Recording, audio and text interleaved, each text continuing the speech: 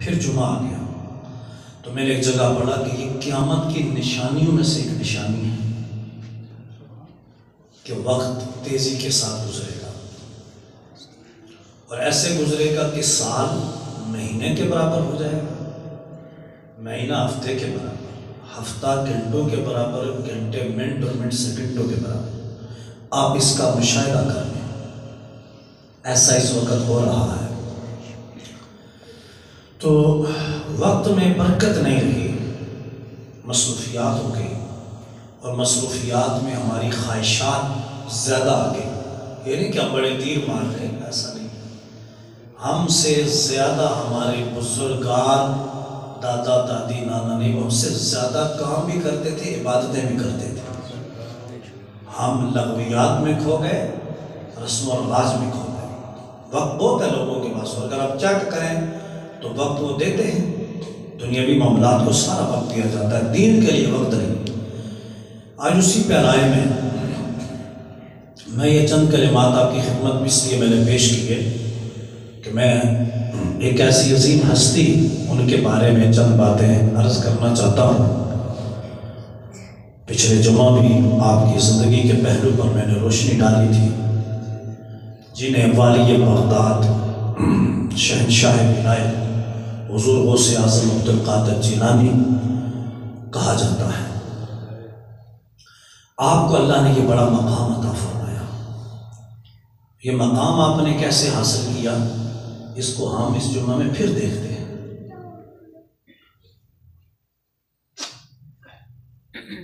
اور آپ اندازہ لگائیں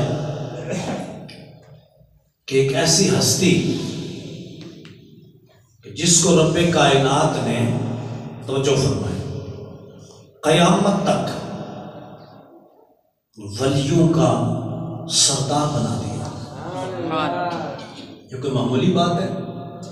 یہ وہ سمجھے گا جو ولی کا مقام سمجھتا ہے۔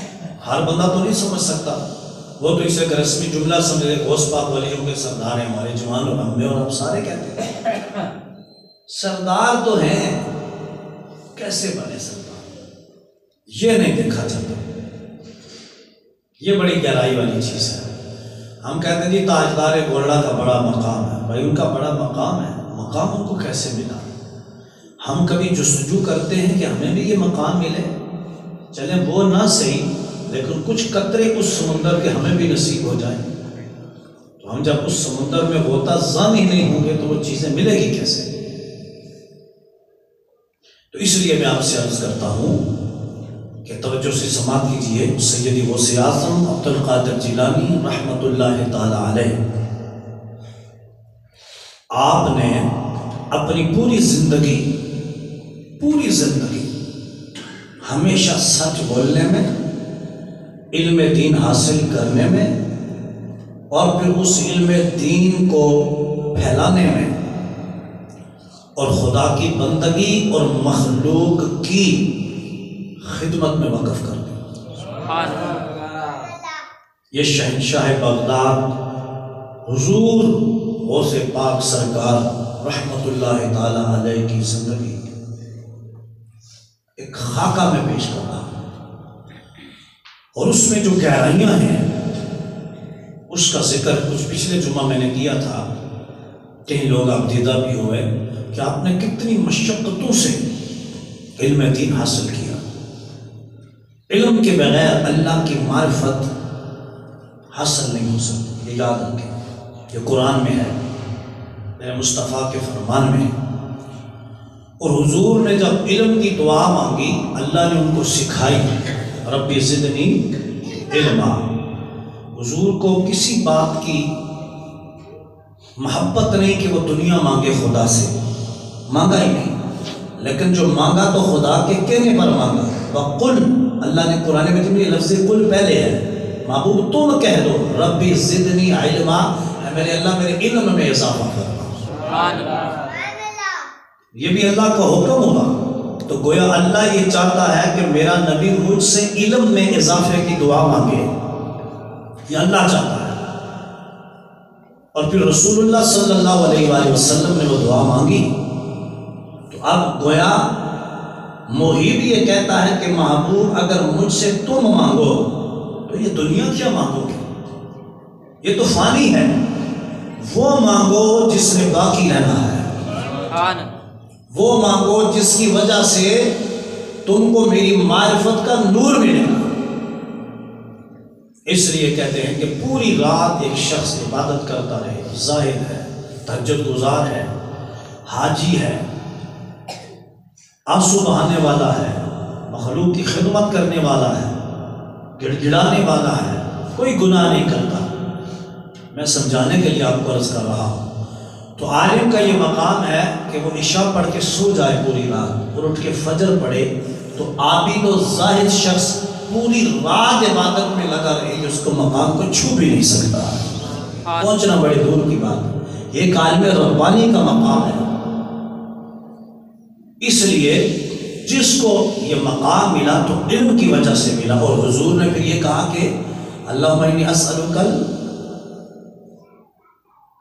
علم نافع، یہ علم نافع مانگا سرکار، صرف علم نہیں، چونکہ اس طرح علم تو ابلیس کے پاس بھی تھا، علم تو غلام مرزا قادیانی کے پاس بھی تھا، مطلقاً علم کی بات نہیں کی، سرکار نے کہا اللہ مجھے علم نافع عطا فرما، جو علم مجھے نفع عطا فرما، اور اس نفع سے مراد کیا چیز ہے؟ نفع سے مراد یہ ہے کہ جو علم اللہ کی معرفت سکھائے، اللہ کی محبت سکھائے، اللہ کی عبادت کی طرف لے کے جائے، اور جو علم ادب سکھائے اور حضور کا مقام بتائے، یہ مراد، ایسا علم۔ اور اس علم سے بحیثیت قوم ہم سب نے اپنی گردنیں پھیر لی، چہرے بھی پھیر لیے، اور ہمارے پاس وقت ہی نہیں کہ ہم قرآن پڑھیں، ترجمے سے پڑھیں، اسے سمجھیں، حدیث پڑھیں، سمجھیں۔ اب تو یہ حال ہے کہ لوگ اس درس قرآن و حدیث میں نہیں بیٹھتے۔ آپ دیکھیں نا، میں نے کئی بار مثال دی ہے کہ کوئی دنیاوی انعام کا اعلان ہو جائے تو ہمارے بڑھے بزرگ بھی دوڑنے لگا دیں گے، بیمار بستروں سے اٹھ جائیں گے، لیکن ہر بندہ، سب کی بات نہیں ہے، ہر بندہ اس طرف نہیں آتا، خاص لوگ آتے ہیں جن کو پہچان ہے اور ایک شوق ہے دین کا۔ تو حضور غوث پاک عبد القادر جیلانی رحمۃ اللہ تعالی علیہ مادر ذات ولی ہے، پیدا ہوتے ہی آپ کو مقام ولایت عطا کر دیا گیا، لیکن اس کے باوجود وہ تو اللہ نے اپنی تقدیر کی مقدر تقدیر میں لکھ دیا تھا، یہ ولیوں کے امام بنیں گے، ان کو ولایت دے دی گئی، لیکن یہ نہیں کہ پھر وہ بستر پال کے گدی لگا کے بیٹھ گئے، نہیں، انہوں نے پھر محنت کی ہے، انہوں نے پھر علم دین حاصل کیا، اور پھر انہوں نے صرف علم دین نہیں حاصل کیا، خوف خدا اپنے اندر بسایا، ہر بدی کا ڈٹ کر مقابلہ کیا، بڑے بڑے امتحانات آئے، آزمائشیں آئیں، مشکلیں آئیں، آپ طے کرتے چلے گئے، اور کسی مقام پر نہیں رکے کہ اتنی مشکل آ گئی میں یہاں سے پیچھے ہٹ جاتا ہوں، یہاں تک کہ مشکلات کو بھی یہ کہنا پڑا عبد القادر جیلانی تمہارا حوصلہ اتنا جواں ہے، تمہارا ایمان اتنا قوی ہے، پہاڑ اتنا مضبوط نہیں ہے جتنا تیرا ایمان مضبوط ہے، مشکلات راستہ چھوڑ کے بھاگ گئی، عبد القادر جیلانی مقام ولایت میں فائز ہو گیا۔ لیکن اب ہم لوگوں کو یہ کون بتائے، اور اگر کوئی بتانے والا ہو بھی تو سنے کون؟ اور اس وقت پھر لوگ لذتیں سنتے ہیں، کانوں کو جو بات لذت دے بس وہ سنتے ہیں۔ تو یہ میرے مسلمان بھائی اللہ کا قرآن میں آپ کی خدمت میں پیش کرتا ہوں۔ اللہ نے ایک مقام پہ فرمایا کہ ان الذین قالوا ربنا اللہ، ان لوگوں کی یہاں بات ہو رہی ہے جو اہل ایمان ہیں، اور اہل ایمان میں یہ بھی یاد رکھیں سارے نہیں ہیں، اللہ نے یہاں اس آیت میں ان لوگوں کی بات کیا ایمان لینے کے بعد وہ پہاڑ کی طرح مضبوطی سے، ثابت قدمی سے جم گئے، اور ایسے جمے تو جو فرمائے کہ انہوں نے جسم کی بوٹی کروا دی، لیکن اللہ کی بارگاہ میں کوئی شکوہ نہیں کیا۔ اور ہم کیا کرتے ہیں، ذرا سی مشکل آ گئی سارے شکوے اللہ کے ساتھ، اپنا نہیں دیکھتے کہ ہم کیا کرتے ہیں، ہم اس ذات کے ساتھ کیا کرتے ہیں۔ اللہ اکبر۔ تو غوث اعظم عبد القادر جیلانی چونکہ علم آپ نے حاصل کیا اور اس مقام کو سمجھ گئے تو آپ نے کبھی شکوہ نہیں کیا، جیسے آیا زندگی گزارتے گئے، مشکلیں کاٹتے گئے، اور پھر جا کے مقام یاد رکھیں۔ اب دنیاوی لحاظ سے بھی دیکھیں، چائنا کو دیکھ رہے ہیں آپ، امریکہ کو دیکھ رہے ہیں، کتنی ترقی ہو گئی۔ ہمارے بعد چائنا آزاد ہوا، پاکستان کہاں کھڑا ہے؟ یہ کیوں نہیں ترقی کرتا؟ اس لیے کہ یہ آپس میں انگریز کی سازش ہی یہی ہے، ان کو جمہوریت دے کر آپس میں لڑاؤ۔ وہ کرسی کے پیچھے سارے لڑ رہے ہیں، ایک آگے جاتا ہے دوسرا اس کی ٹانگیں کھینچتا ہے، یہ وہاں پہنچتا ہے دوسرا تیسرا اس کے پیچھے لگ جاتا ہے۔ تو پاکستان وہیں پہ کھڑا ہے، تو دنیاوی اعتبار سے بھی جو ثابت قدم رہے گا، محنت کرے گا، عزت اسی کو ملے گی۔ دنیاوی عزت کی بات کر رہا ہوں، دنیاوی ترقی کی بات کر رہا ہوں، آخرت کی تو ان کے پاس ایمان ہے ہی نہیں۔ تو یہاں دنیا کا بھی یہ اصول رکھا، تو پھر دین تو دین ہے۔ تو دین میں جب ہماری محنت ہی کوئی نہیں، سمجھ رہے بات کہ نہیں؟ یقین جانے ایک انگریز جب کلمہ پڑھ کے مسلمان ہوتا ہے، اس کافر کو دین کی بڑی دین کی اس کو اہمیت اور ضرورت کا پتہ ہوتا ہے، اور وہ بڑی دین کے ساتھ محبت کرتا ہے، اس لیے کہ اس نے ریسرچ کی ہے، اس نے مارے کھائی ہے، پھر اسلام قبول کیا ہے۔ ہمیں تھال میں ملا ہے، ہمیں اس نعمت کی قدر ہی کوئی نہیں۔ اور کئی بار میں اپنے بارے میں آپ کو بتاؤں، آپ تو نیک لوگ ہیں نا، میں آپ کو اپنی بات بتاتا ہوں، سنیں۔ میں غوث پاک رضی اللہ تعالیٰ عنہ کی سیرت پڑھ رہا تھا کہ لوگوں کو کچھ باتیں بتاؤں، یقین جانے میں شرمندہ ہو رہا تھا۔ نبی پاک کا تو بہت بڑا مقام ہے کہ نبی پاک کی اولاد سے، مولا علی اور زہرا پاک کی اولاد سے، حسن اور حسین پاک کی اولاد سید ہے غوث پاک، اور ہم تو سیدوں کا ویسے ہی بڑا احترام کرتے ہیں چونکہ ان کے خون میں حضور علیہ الصلوۃ والسلام کا خون شامل ہے۔ لیکن میں حیران ہو گیا کہ مولا ہمارا کیا ہوگا، اور میں اس نتیجے پر پہنچا کہ میں تو غوث پاک کا سامنا نہیں کر سکتا، رسول پاک کا کیسے کروں؟ اب یقین جانیے میں درد دل سے کیا ہوں، اگر آپ نے کوئی درد دل والا بیٹھا ہے تو سنیں۔ میں نے اپنے آپ کو کہا کہ حضور غوث پاک جب اتنی مشکلات دین کے لیے برداشت کرتے ہیں، ہم ان کے سامنے نہیں کھڑے ہو سکتے، رسول پاک کے سامنے کون کھڑا ہو؟ خدا پاک کے آگے کون جواب دے؟ اور اس عیش و عشرت نے، اور اس نے رنگین دنیا کی زینت نے، جوانوں آپ کو کہہ رہا ہوں، میرا آپ کا کچھ نہیں چھوڑا، اور شیطان نے ہمیں پوری مٹھی میں بند کر کے رکھا ہوا ہے، اور ہمیں اس میں بھی لگا دیا گیا۔ میں سمجھانے کے لیے عرض کر رہا ہوں، بس تم یہ کھاؤ پیو، جمعہ آئے خطبے کے ٹائم دوڑ لگاؤ، پڑھو، یہ محمدات کرو، بس ٹھیک ہے، ختم پڑھو، ختم خواجگان پڑھو، نجات پڑھو، فلاں پڑھو، بس ٹھیک ہے، یہ ساری چیزیں برکت والی ہیں، پڑھو، لیکن اس قرآن کے علم سے ہمیں دور کیا جا رہا ہے، نوجوان نسل کو اس چیز سے دور کیا جا رہا ہے، اور کچھ ایسے پیروں کے ہتھے ہمارے جوان چڑھ گئے، بزرگوں کو پتہ ہی نہیں پیری مریدی ہوتی کیا، نہ جوانوں کو پتہ ہے، نہ وہ پیر خود واز نصیحت کر سکتے ہیں، نہ کسی کو کرنے دیتے ہیں۔ وہاں سے بھی ان کی قسمت کا ستارہ جو چمکنا تھا وہ چمکنے کے بجائے اندھیروں میں ڈوب گیا، ان کو وہاں سے باہر کو نکالنا ہے۔ تو اس لیے ہمارا ٹوٹلی معاشرہ اور سوسائٹی، اس کا جو حالت ہے بڑی تشویشناک ہے، یا آپ کا میں ایک رخ ایک طرف لے کے جا رہا ہوں۔ تو اس سے نکلنے کے لیے ہمیں کیا کرنا ہوگا؟ اس سے نکلنے کے لیے کوئی اور راستہ نہیں، اس سے نکلنے کے لیے وہی راستہ ہے جو میرے خدا نے بتایا ہے، میرے مصطفیٰ نے بتایا ہے۔ اور یہ بات اچھی طرح ذہن نشین کر لیں، اچھی طرح۔ کوئی بھی آدمی، انسان جب کوئی بھی شے بناتا ہے، مطلب ایک انسان ہے اس نے موبائل بنایا ہوگا، ٹھیک ہے، ایک انسان ہے اس نے قلم بنایا ہوگا، ایک انسان ہے اس نے کوئی آلہ ایجاد کیا ہوگا، ایک انسان ہے اس نے کیمرہ بنایا ہوگا، ایک مستری ہے اس نے دروازہ بنایا، ایک مسجد تعمیر کی ہے۔ توجہ سے سنیں، ایک محل اور گھر بنایا ہے. ایک ایسا بھی شخص ہے جس نے موٹر سائیکل ایجاد کیا، ایک ایسا بھی ہے جس نے گاڑی بنائی، جس نے جہاز بنایا. تو بنانے والا جو شے بنا رہا ہے اس کے بارے میں جو معلومات اس کے پاس ہے کسی اور کے پاس ہو سکتی ہیں؟ بتائیں سارے، نہیں ہو سکتی، کبھی نہیں ہو سکتی.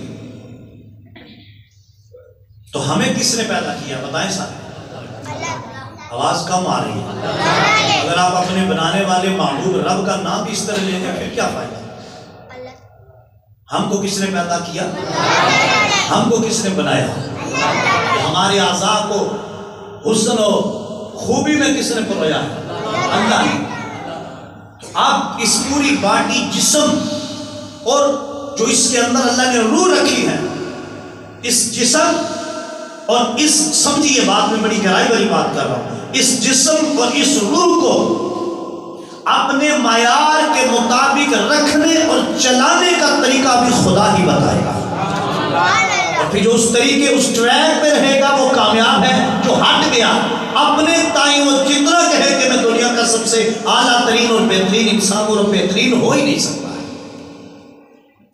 اور پھر جب اس کیمرے کے اندر، گاڑی میں، موٹر سائیکل میں، اس بلڈنگ میں، اس دروازے میں، اس کسی آلے میں، کسی شے میں خرابی آ جائے تو بنانے والا اسے سنوارے گا. اسے پتا ہے کہ فلاں جگہ پر فالٹ آ گیا ہے، خرابی آ گئی ہے، تو اب اس خرابی کا یہ طریقہ کار ہے، اس کا یہ طریقہ کار ہے. ٹائر پنچر ہوگا تو یہ ہے، کوئی اور تار خراب ہوگی اس کا یہ ہے، ہارن خراب ہو گیا تو اس کا یہ طریقہ ہے، لائٹنگ خراب ہے تو اس کو ایسے ٹھیک کرنا ہے. ایسے ہی ہمارے اندر بحیثیت مسلمان اگر کوئی خرابی پیدا ہو گئی، اس کا علاج ہمارے رب کے پاس ہے، ہمارے مدینے والے مصطفیٰ صلی اللہ علیہ وسلم کے پاس ہے. ان سے علاج کروانا پڑے گا، ان سے علاج کروانا. تو یہ قرآن میرے سامنے کھلا ہے، اس میں اللہ نے ان لوگوں کا تذکرہ کیا ہے. تو علاج یہ ہے کہ اللہ کا قرآن پڑھو. توجہ اگر میری طرف ہے آپ کی تو آپ کچھ سمجھیں گے. علاج کیا ہے؟ قرآن پڑھو، اور صرف پڑھو نہیں، اس کو سیکھو. بات سمجھ رہے نا؟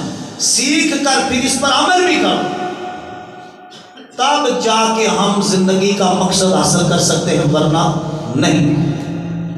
اور ولیوں کے امام غوث پاک عبد القادر جیلانی رحمۃ اللہ علیہ نے کس شوق سے قرآن سیکھا. سبحان اللہ کہتے ہیں. کس شوق سے قرآن سیکھا؟ اس شوق سے سیکھا کہ کئی برس لگ گئے قرآن سیکھنے میں، پڑھنے میں نہیں. پڑھ تو ماں کی گود میں لیا تھا. ناظرہ پڑھنا آسان ہے، ترجمہ پڑھا، اس کے ظاہری اور باطنی معانی کو سیکھا، اور اتنا بڑا علم حاصل کیا کہ آپ اپنی مجلس میں جب واعظ فرماتے تو آپ کے مجمع میں 70,000 لوگوں کا ہجوم ہوتا ہے. کتنے بولو؟ اور یہ غوث پاک کی کرامت تھی. کرامت وہ ہوتی ہے جو کسی ولی کے وجود سے ظاہر ہو، اسے کرامت کہتے ہیں. اگلے لوگ کہتے ہیں جی معجزہ. معجزہ صرف نبی کے وجود سے ظاہر ہوتا ہے، اسے معجزہ کہتے ہیں. نبی سے کوئی ایسا فعل، عمل سرزد ہو جو عقل میں نہ آئے، شعور میں نہ آئے، ادراک میں نہ آئے، فہم میں نہ آئے، اسے معجزہ کہتے ہیں. جو عقل، شعور، علم کو عاجز کرنے والا ہے، جی یہ اسے کیا کہتے ہیں؟ معجزہ. اور جب ولی سے کوئی ایسی بات، کوئی ایسا عمل، فعل ظہور پذیر ہوتا ہے، اسے کیا کہتے ہیں؟ کرامت. یہ بھی عقل سے ماورا ہے، عقل سے ماورا. اس کی ایک مثال سنیے کہ جناب زکریہ علیہ السلام جب سیدہ مریم کے ہاں عیسیٰ علیہ السلام پیدا ہونے لگے، پارہ نمبر 3 میں ہے، تو زکریہ علیہ السلام حجرے میں گئے تو آپ نے وہاں دیکھا کہ موسم پھلوں کا کوئی نہیں ہے، پھر بھی پھل لگے ہوئے ہیں. تو آپ نے سیدہ مریم سے پوچھا کہ یہ جو پھل ہیں یہ کہاں سے آئے ہیں؟ یہ پھل بولو سر، یہ پھل کہاں سے آئے ہیں؟ یہ پوچھا تو سیدہ مریم قربان جو آپ نے کہا کہ میرے رب کی طرف سے آئے ہیں. کہاں سے آئے ہیں؟ بولو سب میرے رب کی طرف سے آئے ہیں۔ اور وہ جب آپ نے دیکھا کہ بے موسمی پھل جو اللہ مریم کو اس کمرے حجرے میں دے سکتا ہے، وہ مجھے اس بڑھاپے میں اولاد بھی تو عطا کر سکتا ہے۔ ہنالک دعا زکریا ربہ، پھر آپ نے اللہ سے دعا بھی مانگی اور اسی جگہ مانگی۔ اب لوگ کہتے ہیں آپ گولڑا شریف کیوں جاتے ہو؟ کہتے ہیں آپ بریمان کیوں جاتے ہو؟ وہاں جا کر کیوں دعا؟ میں کہا اپنی عقل کا علاج کراؤ۔ سیدہ مریم نبی نہیں ولیہ ہے، چونکہ اردو میں نبی نہ ہوا نہ ہوگا، اب تو نبوت کا دروازہ ہی بند ہے۔ ولیہ ہے، پیغمبر کی ماں ہے، لیکن زکریا علیہ السلام نے جہاں وہ تھی وہیں دعا مانگ کے بتایا کہ جہاں ولی کے قدم لگ جائیں وہ جگہ برکت والی ہوتی ہے، وہاں دعا مانگو، اس جگہ کی برکت کی وجہ سے اللہ دعا قبول فرمائے۔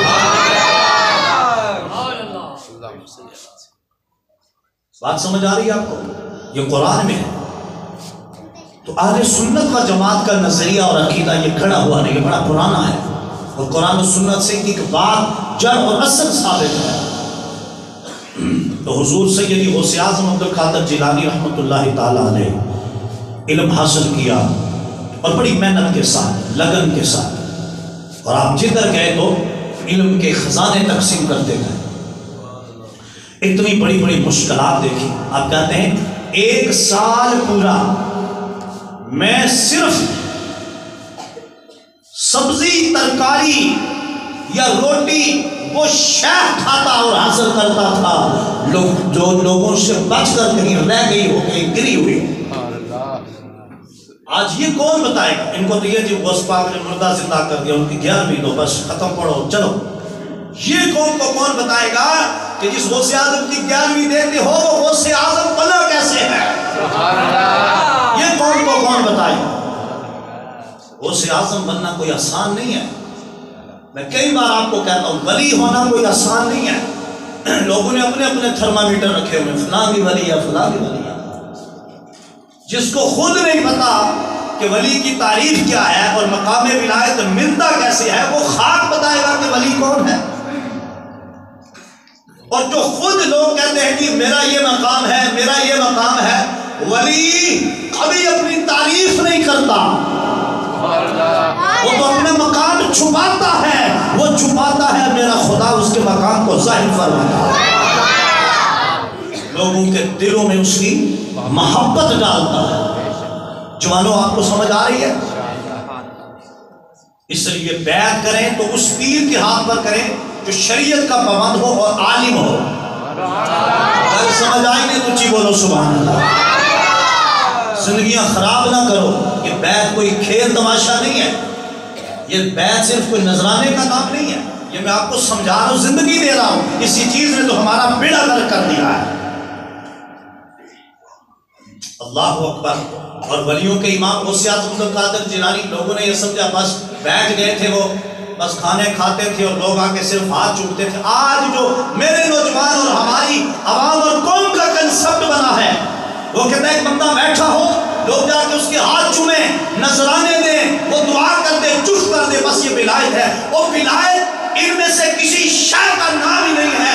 ولایت اسے کہتے ہیں کہ ہر قدم اس کا حضور کی شریعت کے مطابق گزرتا ہوا۔ میرے مصطفیٰ کریم سے صحابہ نے پوچھا اللہ کے نبی ولی کی پہچان کیا ہے؟ اس بات کو میں ذرا کھولوں گا کیونکہ میرے غوث اعظم میرے سید بادشاہ کی بات ہو رہی ہے، اور آپ جو اگر حوصلے سے شوق سے آئے بیٹھے ہیں تو اونچا حوصلے سے سبحان اللہ بھی کہتے ہیں۔ جب یہ پوچھا تو امام الانبیاء نے فرمایا اذا دعوا ذکر اللہ، ولی کی پہچان یہ ہے کہ جب تم اسے دیکھو، نظر اس پہ پڑے، تمہیں یاد خدا آ جائے۔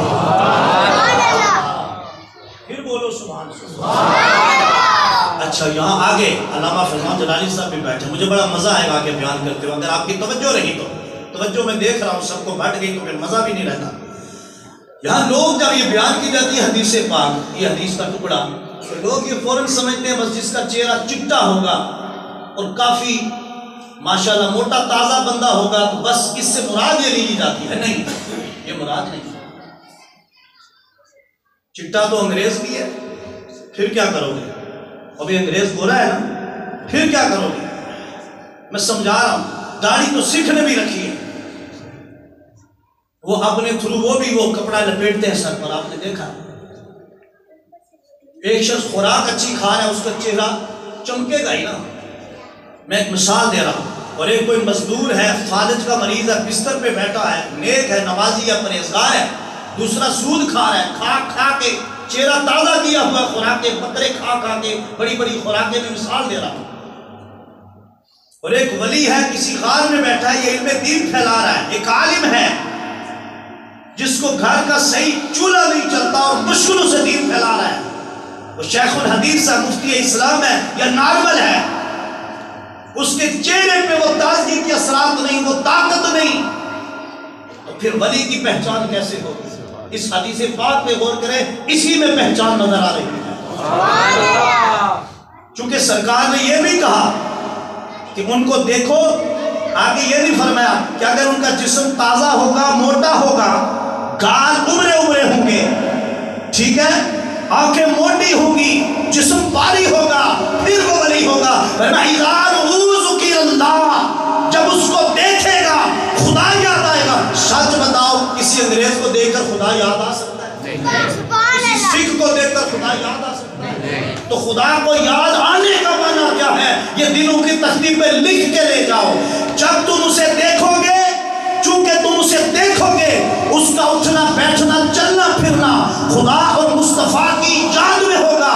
جب تم اس کے پاس بیٹھے ہو، نماز کا وقت آیا ہے، وہ نماز کے لیے چل پڑا ہے، جب تم اس کی مجلس میں بیٹھے ہو، اس کی مجلس میں کوئی کبابی شبابی نہیں بیٹھا ہوا، وہ جھوٹ نہیں بول رہا، سچ بول رہا ہے، وہ ہمیشہ اللہ رسول کی بات کر رہا ہے، جب تم بیٹھتے ہو وہ دین کی تبلیغ کرتا ہوا نظر آ رہا ہے، تو جب بھی تم اسے دیکھو گے، نظر اس پر پڑے گی، تمہیں یاد دین آئے گا، خدا رسول آئے گا، اس کا پورا جسم، اس کی تبلیغ، اس کی ہر ادا، اس کا ہر اٹھا ہوا قدم، اس کا ہر فعل و عمل جب شریعت کے سانچے میں ڈال جائے گا، تم اسے دیکھتے جاؤ گے، خدا یاد آئے گا۔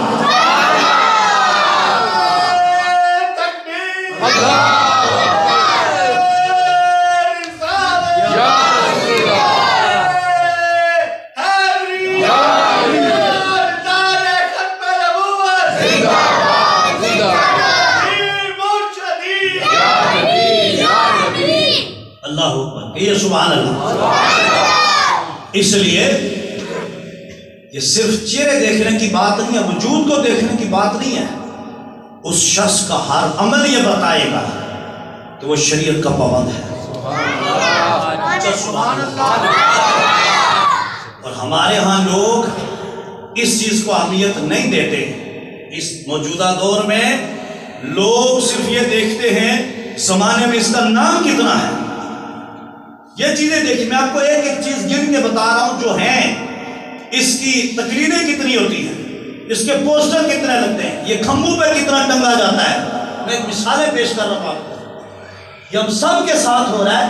لوگ صرف اس بات کو دیکھتے ہیں، کیا پتا آپ مجھے کہتے ہو یہ نیک ہے، اس مجمع میں بیٹھا ہوا ایک ایسا مزدور، سبحان اللہ، ایک ایسا غریب، ایک ایسا فقیر بیٹھا ہو جس پہ میرے مصطفیٰ نے نگاہ جما کے رکھی، اور میں اور آپ کوئی نکلے جمعہ کے بعد تو ہم اس کا بوٹ کوٹ دے کر سلام کریں، غریب کو چھوڑ دیں، لیکن مدینے والے کی نظر اسی غریب پہ جمی ہے۔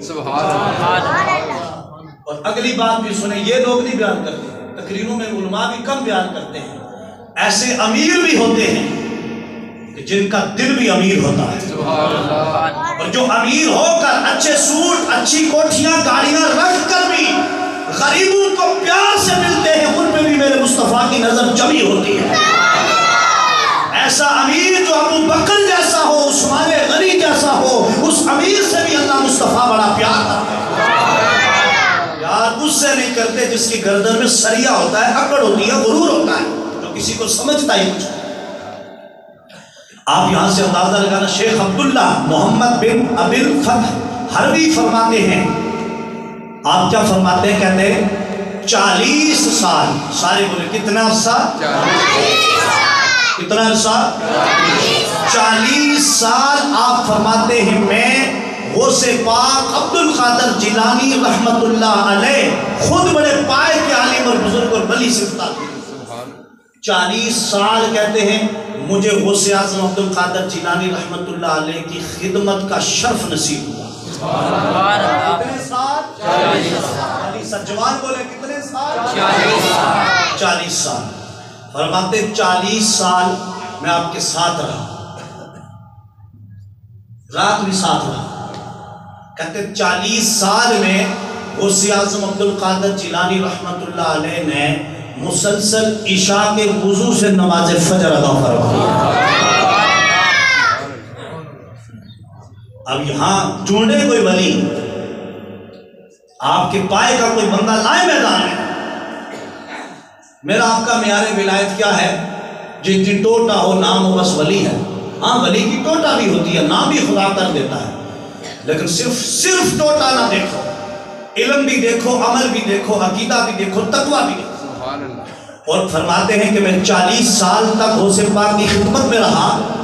خلیفہ بغداد کا اس وقت بھی ملاقات کے لیے آتا یا کوئی شخص آتا, غوث پاک رات میں اس وقت تک ملاقات نہیں فرماتے تھے جب تک فجر طلوع نہ ہو جائے. خلیفہ آ کے لائن میں کھڑا ہے, یعنی کہ خلیفہ آ گیا تو دوڑ لگا دی بھئی خلیفہ آیا بغداد کا, نہیں. کیوں؟ آپ فرماتے میں دیکھتا تھا پہلا حصہ رات کا غوث اعظم عبد القادر جیلانی اللہ کی بارگاہ میں کھڑے ہو جاتے اور نوافل پڑھتے. بولو سارے کیا پڑھتے؟ فرض ادا کرنے کے بعد, حقوق اللہ ادا کرنے کے بعد, بندوں کے حقوق بیوی بچوں کے ادا کرنے کے بعد, پڑوسیوں کے حقوق ادا کرنے کے بعد جب رات آتی غوث پاک عبد القادر جیلانی اللہ کی بارگاہ میں کھڑے ہو جاتے. پہلا حصہ رات کا نوافل میں گزارتے, اللہ کی تسبیح پڑھتے. پوری رات آپ فرماتے ہیں غوث اعظم عبد القادر جیلانی اسی حال میں گزارتے.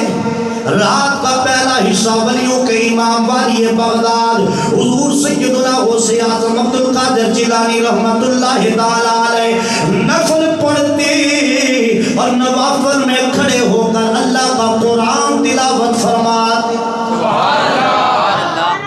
وہ قرآن اگر چیک کریں گے گھروں میں جا کر جو ہم نے بند کر کے تاکوں الماریوں میں رکھا ہے اور شاید اوپر گرد اور مٹی بھی جمی ہوگی, رمضان آئے گا تو ہم کھولیں گے اور صفائیاں کریں گے. سمجھا رہا پہلا حصہ نوافل میں, اور کہتے دوسرا حصہ رات کا غوث اعظم عبد القادر جیلانی خود حافظ قرآن ہیں لیکن قرآن سامنے رکھ کے بیٹھ جاتے ہیں, چونکہ زبانی پڑھنے سے دیکھ کر پڑھنا زیادہ افضل ہے, چونکہ قرآن کو دیکھنا بھی عبادت ہے.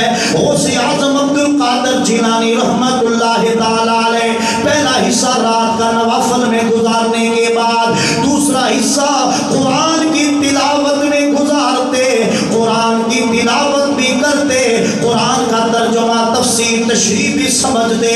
اور یہ بھی روایت میں آیا 15 سال غوث اعظم عبد القادر جیلانی ولیوں کے امام نے اس طرح گزارے ہیں کہ آپ نے ہر رات ایک بار سارا قرآن بسم اللہ سے والناس تک مکمل تلاوت فرمایا.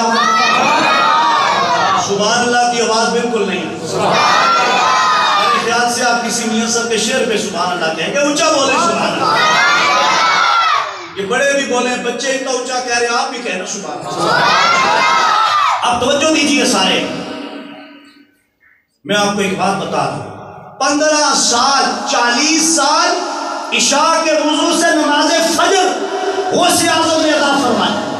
15 سال مکمل ایک رات میں قرآن تلاوت کرتے رہے. کیا ہمارے ہاں بھی ولایت دیکھنے کا یہ معیار ہے آج؟ بولے سارے نہیں ہے. یہ ولی کا معیار ہوتا ہے. اور پھر آپ فرماتے ہیں غوث اعظم عبد القادر جیلانی جب غریب کوئی آتا,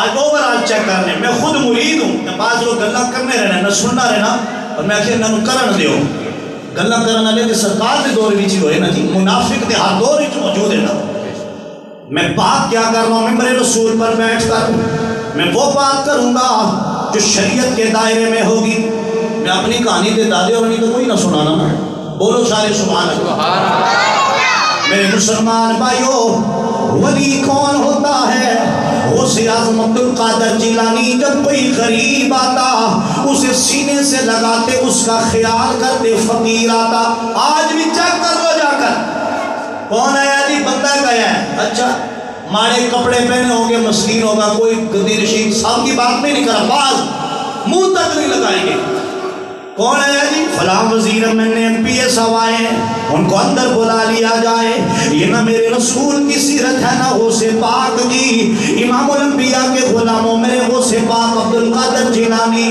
غریبوں فقیروں کا خیال رکھتے اور جو قوم مقتدی آپ کے اس دور کے مقتدی بھی وہ آپ کی خدمت میں مختلف ہدیے بھیجتے کوئی گندم آٹا کوئی ہدیے نذرانے نقدی پیش کرتے غوث اعظم دیکھا کرتے کون مستحق پھر انہوں نے تقسیم بھی فرمایا لے بولے ہو طلبہ طالب علم آتے اب دیکھیے غوث اعظم کی نظر میں طالب علم اور عالم دین حافظ قرآن قاری قرآن کا مقام کیا ہے اور ہمارے معاشرے میں کیا ہے آپ کی مسجد کے امام صاحب آ رہے ہیں جی خیر ہے جی امام آ رہے ہیں تو بڑی بڑی گل تے صاحبزادہ صاحب آ رہے ہیں پیر صاحب تے تھر تھر لی مچی ہو جی ایک گل ہے کہ نہیں اور میں غلط بیان کر رہا ہوں بولو سارے جی یہ اس دور میں ہو رہا ہے عالم دین کو پوچھا تک نہیں جا ہم نہیں کہتے سب کی عزت کریں ہر پیر کی ہر صاحبزادہ صاحب ان کے اعمال ان کا کہ جیسے ہیں لیکن میں آپ کو ایک معاشرے کا حال بتا رہا ہوں ہم نے کیا کیا اہل علم وہ علماء جو حضور کا دین پھیلا رہے ہیں جو دین کی خدمت کر رہے ہیں اس کو اس قوم نے کسی کھاتے میں نہ رکھا میں بات سمجھانے کے لیے کر رہا ایسا نہیں کہ آپ تک ایسا ہے میں نے تو جب سے آیا ہوں آپ کی محبتیں ہی دیکھی ہیں یہاں پر الحمدللہ ہر بندہ محبت کرتا ہے ٹھیک ہے لیکن میں سمجھا رہا ہوں اوورآل علماء صاحب بیٹھے جو اس وقت ہمارے معاشرے کا حال ہے غوث پاک کون ہے عالم دین کون ہے جو ولی ہوگا وہ پہلے عالم ہوگا پھر اللہ اسے مقام ولایت عطا فرمائے اور غوث اعظم کی بات کر رہا ہوں طلبہ چونکہ خود طالب علم رہے نا علامہ فیضان صاحب جڑا کوئی خود طالب علم رہا ہی نہ ہوئے جڑا مدرسے گیا ہی نہ ہوئے اس کو طالب علم کا کیا پتا اس کو عالم کے مقام کا کیا پتا چونکہ وہ خود اس رستے سے گزرا ہی نہیں ہے اس لیے اللہ نے کہا روزے رکھو تاکہ بھوکا پیاسا تمہارے گھر پہ آئے تمہیں پتا چلے کہ جب بھوک لگے تب کیا کیفیت ہوتی ہے جب کوئی پیاسا آئے تب حالت کیا ہوتی ہے وہ سے پاک نے چکے درجنوں سال لگا کے علم دین حاصل کیا اور درختوں کے پتے کھائے بچی ہوئی سبزیاں ترکاریاں کھائیں فاقے کاٹے انہیں پتا تھا عالم کا مقام کیا ہے اور دینی مدرسے کے طالب علم کا مقام کیا ہے خود طالب علم یہ تفریح الخاطر کے اندر جو میں کتاب ہوتا ہے اس کے اندر ساری روایتیں موجود ہیں پڑھ کے دیکھ لیا اور طلبہ جب آپ کے پاس علم دین حاصل کرنے جاتے تو غوث اعظم رضی اللہ تعالیٰ عنہ کا اتنا احترام کرتے انہیں پیار کرتے شفقت کرتے اور ان کے لیے اپنے سید ہیں اپنے گھر سے ان طلبہ کے لیے لنگر منگوایا کرتے تھے سبحان اللہ کو بچے تھوڑا بیٹا آہستہ بولے یہ ساتھ بتایا کریں ان کو آہستہ بولیں بڑے لوگ اصلاح کیا کریں بچوں کی حضرات توجہ دیں یہ جن کے بچے ہیں اس سلام میں بھی پیار سے ان کو گھر بتایا کریں کہ بیٹا آواز دھیمی رکھنی چاہیے اب سارے توجہ دیں غوث پاک ان طلبہ کی خدمت کرتے اور لنگر کہاں سے منگواتے بولے اپنے کدھر سے کون 11ویں والے پیر بولو سارے تو انہیں پتہ چلا ہے کہ 11ویں صرف کام نہیں غوث پاک اور ہی بڑے کام کیتے ہیں ہمیں لوگ بعض اخلاق سکھاتے ہیں نا یہ ہے وہ ہے میں کہا پتر جی تسی اتھے آ کے پڑھو نا مسجد سٹارٹ ہو یا ساڑی گالی کوئی بھی علامہ رفیق صاحب گزرے پہلے تو میں نے کہا آپ وہ مشکلات برداشت کر کے دین پھیلائیں لوگوں کی باتیں بھی سنیں ساری پھر ہم دیکھیں آپ کا پتہ چلے کہ آپ کتنے اخلاق والے ہوا کرتے ہیں پیار سے سارے گج کے سبحان اللہ کو غوث اعظم کی بات بتا رہا ہوں طلبہ کو گھر سے لنگر منگوا کے کھلاتے اور جب علماء بغداد مدرسہ نظامیہ میں آتے، ان کی ضیافت کا اہتمام کرتے، ان سے پیار کرتے، اور جو ان کے خلاف باتیں کرتا غوث اعظم اس کی گوشت ماری کرتے اور ان کو بتاتے کہ یہ رسول اللہ کے وارث ہیں، ان سے دین پھیلتا ہے، ان کا احترام کیا۔ لیکن ہر دور میں منافق بندہ کبھی احترام نہیں کرے گا اپنے امام کا، عالم کا، اپنے مؤذن کا، اپنے خادم مسجد کا ہو یا امام ہو۔ یہ یاد رکھے، منافق بندہ تو پیٹھ پیچھے باتیں کرے گا، لوگوں کو بھی ورگلائے گا اور سامنے آ کے کبھی بات نہیں کرے گا۔ لیکن جس کا دل بھی پاک ہوگا، ظاہر باطن ایک جیسا ہوگا، وہ پیار کرے گا۔ وہ یہ بھی دیکھا گا کہ یہ ماڑا ہے، یہ غریب ہے، یہ اس قومے سے ہے، وہ یہ دیکھے گا کہ اس کی نسبت اللہ کے دین سے ہے، قرآن سے ہے، مصطفیٰ سے ہے۔ آپ سب سے آخری ایک سوال پوچھتا ہوں، بتائیں، ایک بندہ ہے، اس کے پاس گاڑی بھی ہے، کوٹھی بھی ہے، کار بھی ہے، بنگلہ بھی ہے، سب کچھ ہے، دین نہیں ہے، آپ اس کا ادب کریں گے؟ بولے اچھا مجھے بتائیں، علامہ خادم حسین رضوی رحمۃ اللہ تعالیٰ علیہ، میں آپ سے سوال کرتا ہوں، آپ میں سے کئی لوگوں کو پتہ ہے ان کی قوم، قبیلہ، ذات پات کیا تھی؟ بولے سارے؟ مولانا پیر اجمل قادری صاحب ہیں، ان کے بارے میں کسی کو پتہ ان کی قوم ذات پات کیا ہے؟ مولانا الیاس قادری صاحب کو مدری چینل پہ دیکھتے ہیں، ان کی ذات قوم کے بارے میں کسی کو پتہ ہے کیا ہے؟ میاں محمد بخش صاحب کے بارے میں آپ کو پتہ ہے ان کا کنبہ قبیلہ کیا ہے؟ بولے سارے؟ زندہ پیر جو گمکول والے، ان کے بارے میں کسی کو پتہ ہے؟ بابا قاسم موڑوی کے بارے میں کسی کو پتہ ہے؟ میں ایک بات سمجھانے کے لیے کہہ رہا ہوں، قمر الدین سیالوی سیال شریف والے، ان کا کسی کو پتہ ہے؟ جی چورا شریف والے فقیر چوراہی، تو ساری دنیا محبت پیار کرتی ہے، علماء کرام ہے، مفتی منیب الرحمان صاحب ایک نام ہے، آپ اپنے جتنے لوگ بیٹھے ہو اپنے محلے کے امام، مؤذن، خطیب کا احترام کرتے ہو کہ نہیں؟ بولو سارے، کرتے ہو نا؟ کیوں کرتے ہو؟ کیا وجہ ہے؟ ان کے پاس دولت زیادہ ہے، آپ کو بھی پتہ ہے کہ شاید اس کے پاس اپنا گھر نہ ہو، وجہ کیا ہے؟ وہ وجہ دین ہے۔ تو لوگوں آج بھی اگر سوئی قسمت کو جگانا چاہتے ہو، مقدر سنبھالنا چاہتے ہو اور اپنے بختوں کو جگانا چاہتے ہو اور جوانوں تقدیر چمکانا چاہتے ہو، دین سے وابستہ ہو جاؤ، دین والوں سے وابستہ ہو، کھڑے ہو جائیں اور سنت ادا کرو۔